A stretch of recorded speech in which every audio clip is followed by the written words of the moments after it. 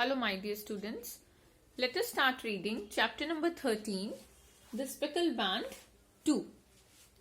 In the previous chapter, you read how Helen Stoner's sister Julia died on a wild, stormy night after uttering the strange words. It was the band, the speckled band. Read on to find out what happens next. So let us recapitulate the main characters, Sherlock Holmes and Dr. Watson. Helen Stoner, Julia and Dr. Roylott. 2 years have been passed since then, and my life has been until lately lonelier than ever. Whose life is lonelier? Helen Stoner's life, because Julia is no more.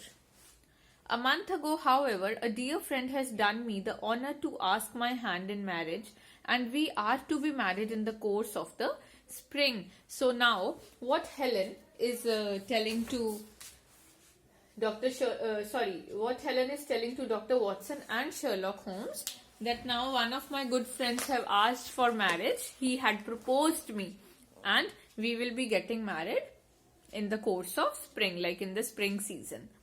2 days ago, some repairs were started in the west wing of the building, and my bedroom wall has been pierced, so that I have had to move into the chamber in which my sister died, and to sleep in the very bed in which she slept. So what Helen told Sherlock Holmes, that as my room is under construction, there are some renovations going on in my room, and we have to pierce the wall. Piercing the wall means they have to do some renovations with the wall. So I have to shift to Julia's bedroom, and I am sleeping in Julia's bed.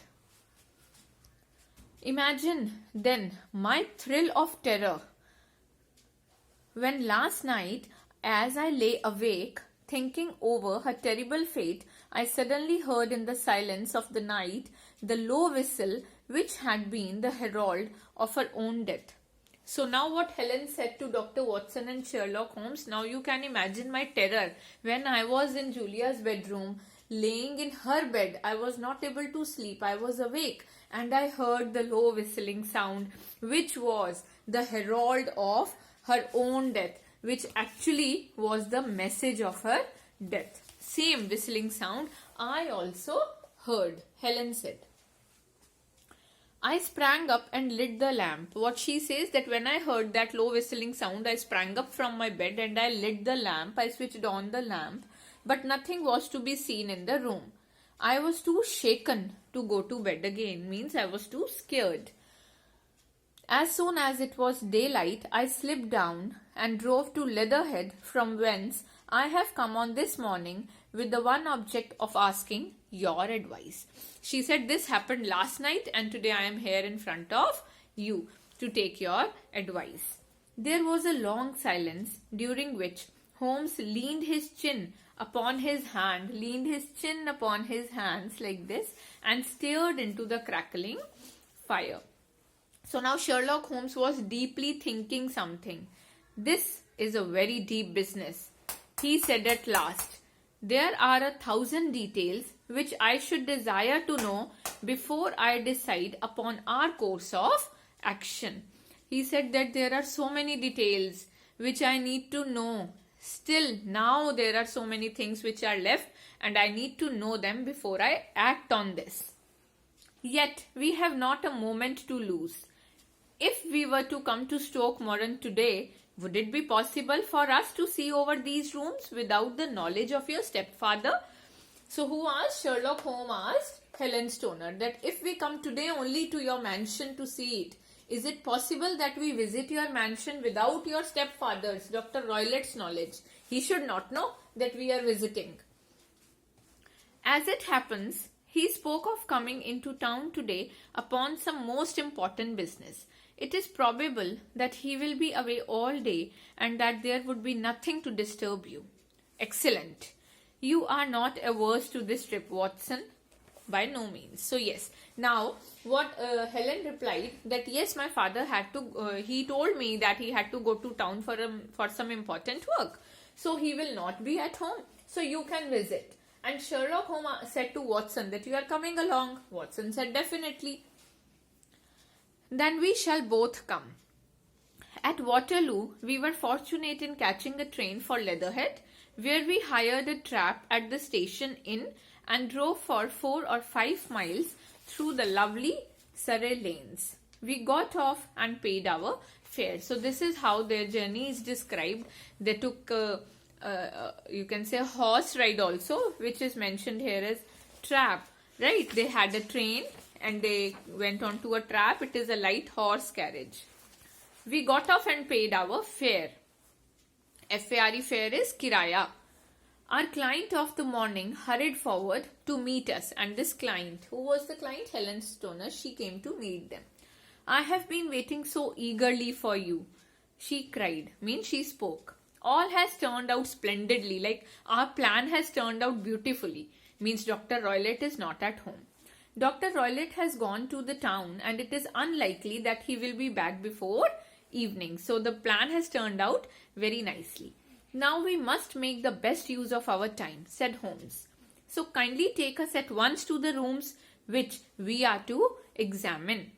Holmes walked slowly up and down the lawn and examined with deep attention the outsides of the windows. So Sherlock Holmes started examining the lawn, the windows and everywhere. A small side door led into the whitewashed corridor from which the 3 bedrooms opened. Then they came into that corridor where the 3 bedrooms open in. We passed at once to the second chamber, that in which Miss Stoner was now sleeping and in which her sister had met with her fate. When they entered that corridor, they entered into Julia's room, where nowadays Helen Stoner was sleeping. It was a homely little room with a low ceiling and a gaping fireplace. So that was a very usual, normal room, and it had very low ceiling and it had a fireplace. So it was a very normal room. Gaping means a very wide fireplace. Where does that bell communicate with? Holmes asked, at pointing to a thick bell rope which hung down beside the bed, the tassel actually lying upon the pillow. So there was a bell in that room, in Julia's room. So there was this tassel. Tassel is a bunch of short threads which is tied together. I give you one example. It is in the end of dupattas. That is a tassel. So there was a tassel in the end, and that was on the pillow of the bed. And the rope, and that rope went to some corner of the wall. It goes to the housekeeper's room. It looks newer than the other things. Yes, it was only put there a couple of years ago. What Sherlock Holmes said, that other things are looking old as I compare this bell rope. So Helen said, yes, it was placed afterwards. It is new than others. Holmes took the bell rope in his hand and gave it a brisk tug. Why, it's a dummy, said he. Won't it ring? No, it is not even attached to a wire. This is very interesting. So what Holmes did, he just holded that rope and he tugged it so that some bell must ring. So what she said, that it is not attached to any wire. It is not going to ring.